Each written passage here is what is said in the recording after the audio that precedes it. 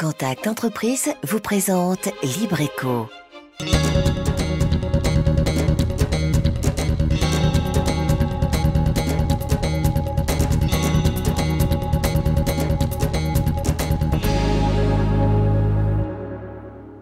Salut à tous, je suis ravi de vous retrouver pour cette nouvelle saison. Cette année encore, nous découvrirons les entreprises de Lille. Nous irons à la rencontre de ceux et celles qui les font vivre. Voici donc le sommaire de ce soir. Les personnes âgées sont de plus en plus nombreuses et les logements restent mal adaptés pour ce type de public. De quoi faire naître un nouveau marché immobilier spécialisé dans les seniors et des concepts inédits comme celui que propose Serenity. Des personnes âgées bien souvent soumises à l'isolement et à la solitude, une population en quête d'écoute et d'accompagnement. Et puis escale en buggy à la découverte de la faune et du patrimoine martiniquais. C'est le bon plan de la semaine, sans oublier nos chiffres et données économiques de Lille. Vous êtes prêts? Nous aussi, Libreco, c'est parti! On l'a souvent dit ces derniers mois, notre département compte de plus en plus de seniors, des personnes âgées qui ont pourtant du mal à trouver des structures, de logements adaptés. Du coup, un nouveau marché immobilier de surcroît spécialisé se développe. C'est ainsi que devrait naître dans quelques temps un complexe uniquement destiné aux personnes âgées, des logements adaptés, mais surtout tout un mode de vie et une prise en compte des attentes de nos aînés. Anne-Sophie Bélanger avec François Brigitte et Olivier Osier-Lafontaine.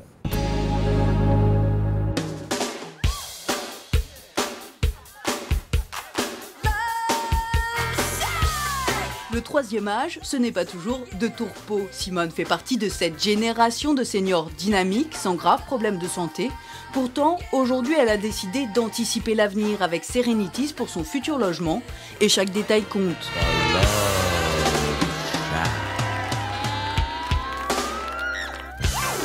La cuisine, par exemple, l'aménagement de la cuisine, est-ce que c'est prévu aussi pour que les placards, les différents ustensiles soient accessibles facilement? Des considérations pratiques, mais aussi affectives, morales. C'est important justement de lutter contre la solitude parce que, vous savez, aujourd'hui, ce n'est plus comme il y a pas mal de temps, 50 ans, 60 ans en Martinique, où il y avait quand même des relations de voisinage, des relations familiales qui faisaient qu'on n'était jamais isolé.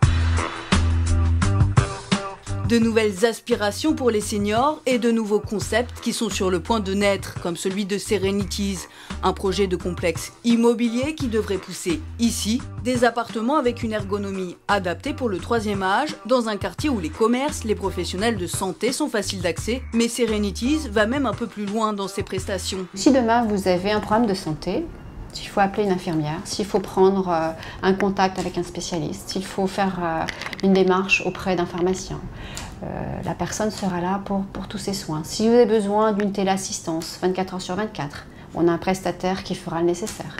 Vous avez besoin d'une aide ménagère ou vous ne pouvez plus faire vos courses.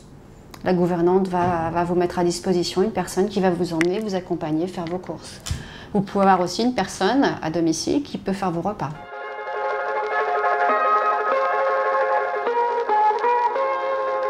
Et c'est l'AGAF, l'association de gérontologie et d'aide aux familles, spécialiste du troisième âge, qui gérera la gouvernance de cette résidence.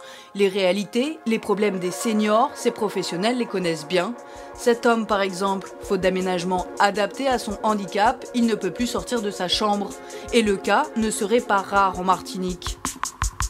Bien souvent, la réponse de la personne qui est concernée, donc en l'occurrence la personne âgée, elle dit « Ah oui, mais ça c'est pour Ichmoin ». Par exemple, ils ont des épargnes, des assurances-vie très importants, hein, des portefeuilles très importants, alors qu'eux-mêmes se privent de tout. Mais tout ça dans la perspective de penser aux enfants, aux petits-enfants. Mais ils ne pensent pas à eux. Et voilà dans quelles conditions ils se retrouvent. Et moi je dis aujourd'hui, il faut avoir une autre mentalité, avoir une autre vision de l'avenir de nos aînés.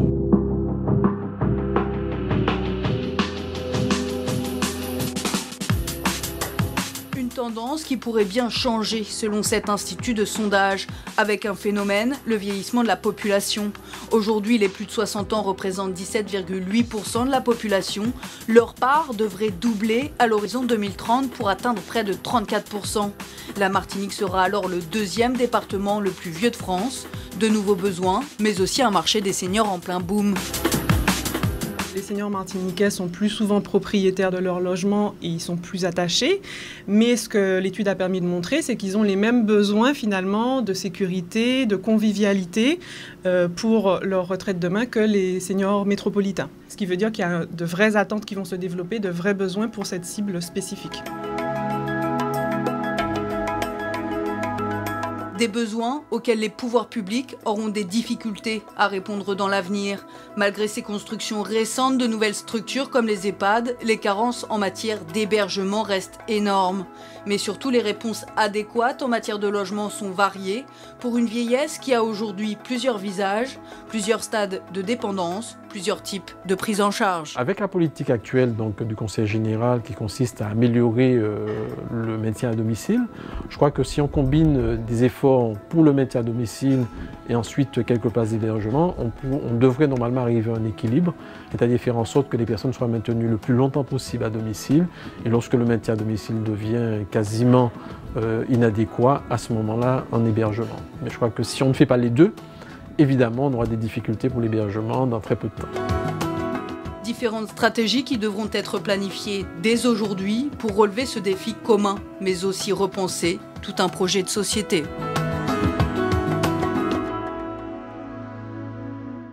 Madame Véronique Lemaire, bonsoir. Bonsoir. Vous êtes responsable du développement de ce projet. Alors, les choses sont claires, hein, on va le voir en chiffres. Dans moins de 20 ans, les plus de 60 ans représenteront près de 34% de la population. Une véritable progression en quelques années qui fera de la Martinique l'un des départements les plus vieux de France. Madame Lemaire, est-ce que c'est cette donnée qui vous a motivé à lancer ce projet ? Tout à fait. L'INSEE annonce pour 2013 qu'un tiers de la population des Antilles aura plus de 60 ans, ce qui représente à peu près en effectif 140 000 personnes. Et c'est ce qui nous a motivés pour développer ce type de concept d'habitat aux Antilles. C'est un concept qui existe en France métropolitaine depuis une quinzaine d'années, qui reçoit un succès réel et qui répond aux attentes de nos seniors. Alors ça veut dire que vous avez visité d'autres structures dans l'Hexagone pour concrétiser le projet et noter peut-être des points de développement, si oui, lesquels ? Tout à fait. En fait, on s'est inspiré des résidences qui fonctionnent très bien en métropole, à savoir les seigneuriales, les villages d'or, d'autres structures comme Domitis qui offrent des services qui sont un peu différents des nôtres. Et en fait, on s'est vraiment approché des attentes de ce type de population. Alors, justement, la gestion d'une structure comme celle-là, on le suppose, devrait être lourde hein, au quotidien. Qu'est-ce qui sera mis en œuvre pour garantir un service à la hauteur des attentes des familles ?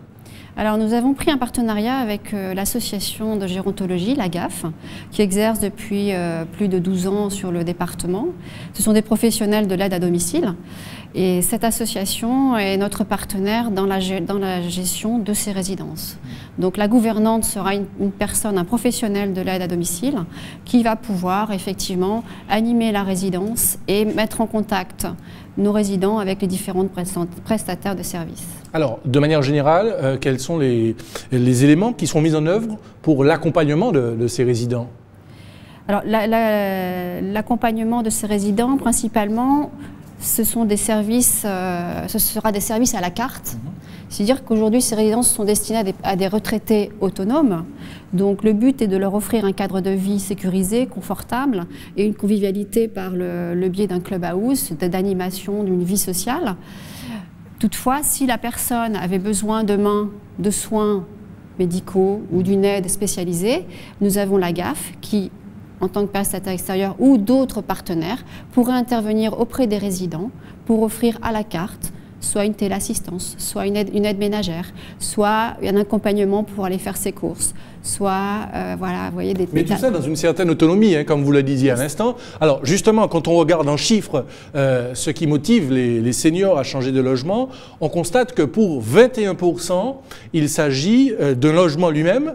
23% d'entre eux parlent d'un besoin de bénéficier de compagnie, et pour 50%, justement, il est question d'autonomie. Est-ce que cette question de l'autonomie a pesé dans la mise en place du projet ? Tout à fait. Aujourd'hui, ce que l'on constate, c'est que les logements ne sont pas adaptés. Donc l'autonomie, elle passe par l'adaptation du logement. Il faut que les équipements du logement soient accessibles. Il faut effectivement que toute la toilette et la cuisine, qui sont les pièces principales d'un logement, soient faciles d'accès, sécurisées, bien éclairées, qu'effectivement la personne puisse avoir des plans de travail pour pouvoir effectivement poser ses plats, pour pouvoir se tenir. Il faut que les fours soient à hauteur. En fait, il faut penser le logement pour faciliter tous les gestes du quotidien. Dans une salle de bain, c'est effectivement la même chose. Vous n'aurez pas de petites marches. Les douches sont ultra plates. On limite tous les risques de chute. En fait, il faut réfléchir. Tout est pensé. Il faut avoir une bonne logique. Il faut simplifier les gestes du quotidien. Alors, forcément, une structure comme la vôtre, Madame le maire, revêt un caractère important, hein, puisque l'on constate que dans notre société, les personnes âgées sont bien souvent soumises à l'isolement et à la solitude, une population finalement en quête d'écoute et d'accompagnement. Regardez.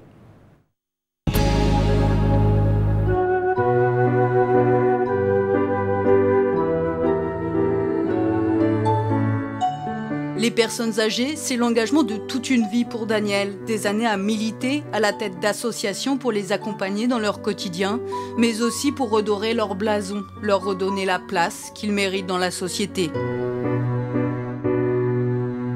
Elles doivent être au cœur de la vie, hein. Pas question de les isoler, il faut qu'elles soient socialisées. D'ailleurs, c'est un petit peu notre rôle, hein, de les ramener à la vie sociale qu'elles avaient perdue pendant des années.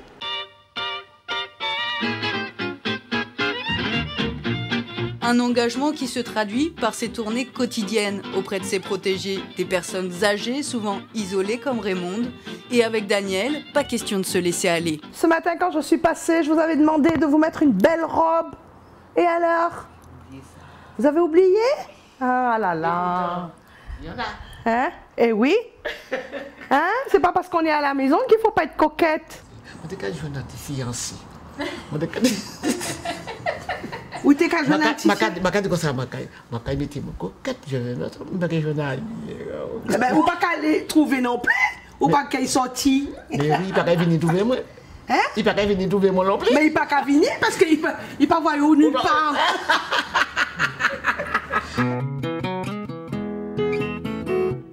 Des moments qui rappellent aussi la valeur de la vie, même s'il faut parfois aussi apprendre à tourner des pages, comme par exemple laisser une maison, une vie de souvenirs derrière soi. Véronique Lemaire a conscience d'intervenir dans un moment critique. Son métier de promoteur immobilier ne l'avait pas préparé à ça. Pourtant, aujourd'hui, c'est une richesse qu'elle n'est pas prête à abandonner. Le rapport avec la personne qui est en recherche de ce type de logement est un contact beaucoup plus humain. C'est une démarche assez longue puisque effectivement il y a de l'affectif, il y a la famille, il y a les enfants. Donc il faut bien comprendre le concept et qu'il soit bien accepté par les différentes personnes. Des choix souvent difficiles, mais qui ne pourront peut-être pas toujours attendre demain. La meilleure manière, en tout cas, de vivre cette étape comme un nouveau projet de vie, plutôt que comme une impasse.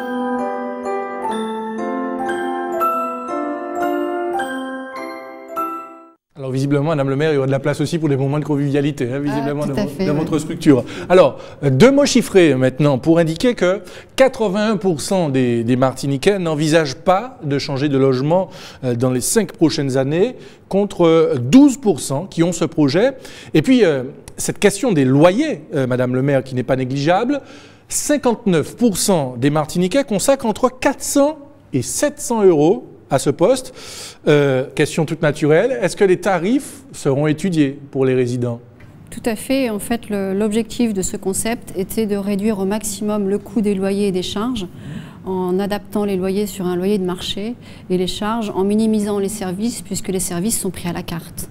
Donc en fait, on va avoir des produits qui vont être sur des loyers qui iront de 500 euros à 900 euros sur l'ensemble de la résidence, sachant que ce sont des T1, des T2 et des T3. Alors, puisque vous parlez de services, est-ce que vous avez étudié un petit peu les attentes finalement de vos futurs résidents? Tout à fait. Nous avons fait une étude Ipsos sur les attentes des seniors. Nous avons rencontré plusieurs groupes de travail, donc des personnes âgées de 65 à 95 ans. Quelles sont-elles, ces attentes, de manière générale? Alors, leurs principales attentes sont sortir de la solitude, hein, retrouver une seconde vie sociale, avoir une vie animée. Trouver une seconde jeunesse, quoi. Une seconde jeunesse, voilà, dans un lieu calme et agréable. La situation est importante, en fait. Ils souhaitent avoir les services, les commerces à proximité, des lieux très ventilés. Alors, vous parlez de la situation, mais il y a aussi la prise en charge et la sécurité, deux notions, deux questions qui intéressent beaucoup, qui interpellent. Qu'est-ce qui est mis en œuvre à ce niveau? Alors, au niveau de la sécurité, la résidence est clôturée et gérée par des systèmes de contrôle vidéoportier. Vidéoportier que l'on va reporter sur l'écran de télévision de la personne âgée, puisqu'effectivement, elle passe beaucoup de temps devant sa télé. Donc, ça lui évite effectivement des déplacements. La sécurité, ça va être la présence de la gouvernante qui va être présente 5 jours sur 7. Ça va être la mise en place éventuellement par chaque résident d'un service de télésurveillance. La sécurité, c'est aussi le bon aménagement des logements. Un bon aménagement du logement vous donne aussi une sécurité, la sécurité de la personne. Alors tout ça, c'est pour la gestion en amont, mais en aval, est-ce que les résidents pourront bénéficier d'aide? Parce que tout simplement, il faut savoir qu'en Martinique, 37% des personnes âgées perçoivent le minimum vieillesse contre 10% dans l'Hexagone. Alors, est-ce que d'une manière ou d'une autre, les résidents qui voudront finalement résider chez vous, pourront bénéficier d'une aide quelconque, d'un accompagnement? Alors, les services à la personne à domicile sont éligibles à la réduction d'impôt à 50%. Donc, on a déjà ce volet. Et ensuite, si la personne est dépendante, elle peut être éligible aussi à l'APA. Donc en fait, il y a deux types d'aides et dans ce cas de figure, s'il y a une éligibilité à l'APA, c'est effectivement l'AGAF qui fait la démarche auprès des services instructeurs. L'AGAF qui est l'association de gérontologie qui nous suit et qui est notre partenaire.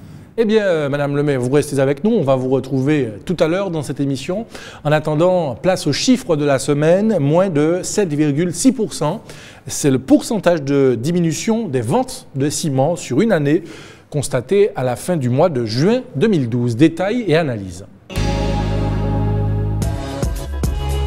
Un indicateur de l'activité du BTP, un chiffre à l'image de la crise que traverse le secteur. En 4 ans, il compte près de 8700 chômeurs supplémentaires. En 3 ans, l'activité a plongé de 20% et cette année, une entreprise sur 4 est en faillite ou sous le coup d'un redressement judiciaire. En cause, différentes explications. Le coup de rabot sur les niches fiscales et la chute du nombre de nouveaux logements, moins 22% entre 2008 et 2011, mais aussi la baisse de la commande publique.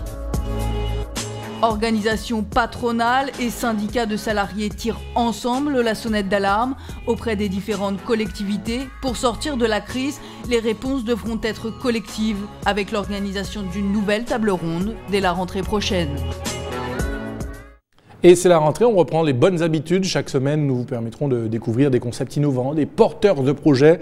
Et c'est pour découvrir la Martinique, justement, sa flore, sa faune et son patrimoine local de manière originale, qu'une entreprise propose la randonnée en buggy, un petit véhicule biplace tout-terrain qui permet d'emprunter des sentiers inhabituels. Sensation garantie, comme nous le confirme Karen Couturier.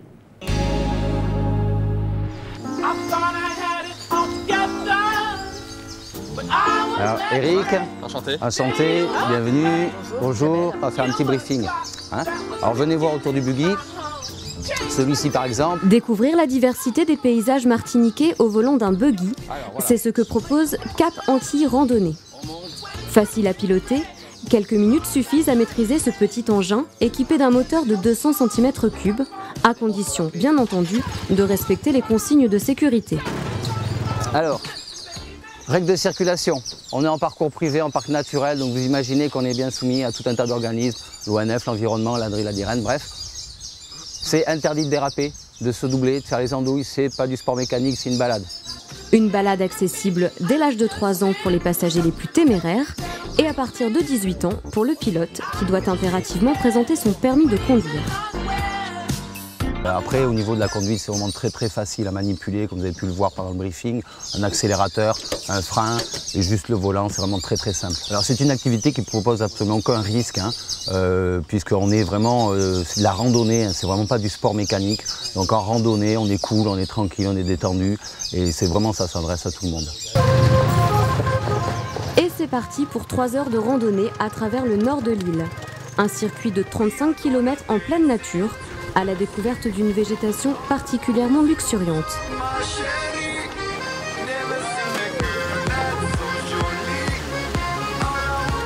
Comptez 90 € pour le pilote, 40 pour le passager et 20 € pour les enfants de moins de 12 ans.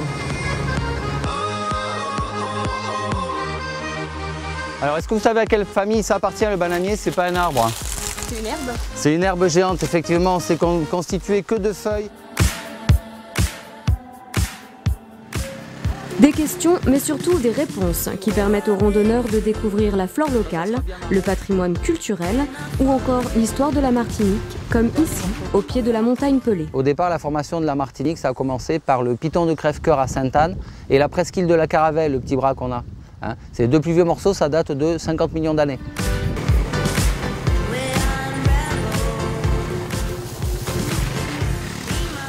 L'occasion donc d'apprendre en s'amusant, et ce, tout en respectant l'environnement. Tous les moteurs sont homologués, c'est des véhicules qui sont homologués déjà aussi pour aller sur la route. Comme on a pu voir, il y a des plaques d'immatriculation, on a les cartes grises, et ils sont aux normes anti-pollution. Filtre à particules au niveau de la carburation et pot catalytique, enfin ils sont vraiment aux normes anti-pollution.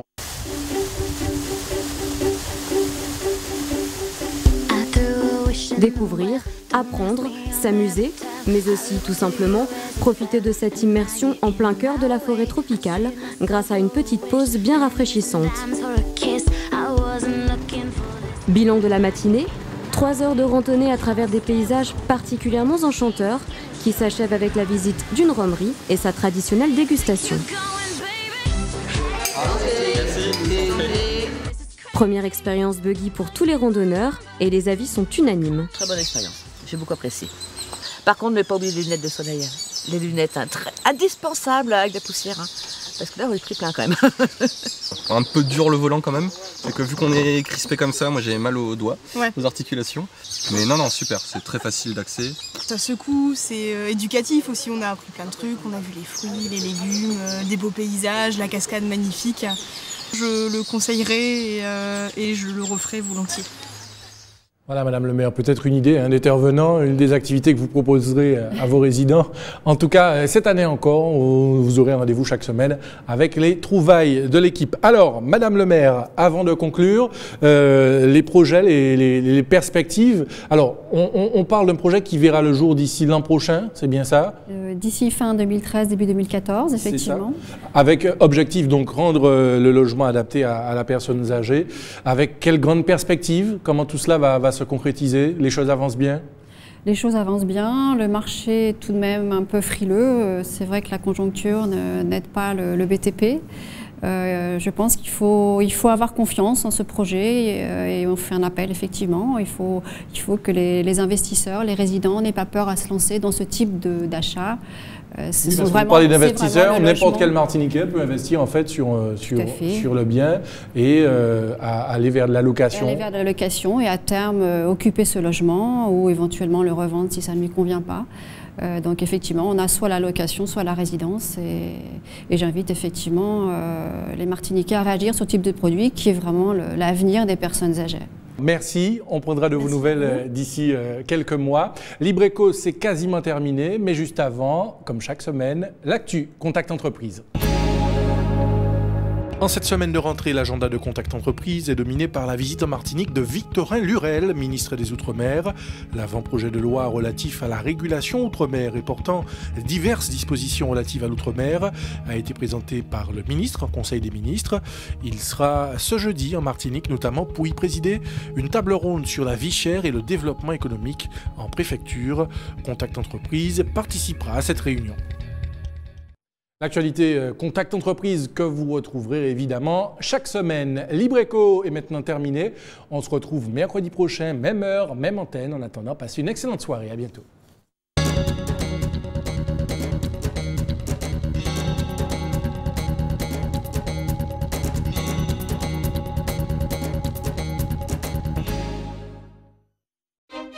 Contact Entreprise vous a présenté Libreco. Retrouvez cette émission dès maintenant et pendant 7 jours sur atv.mq.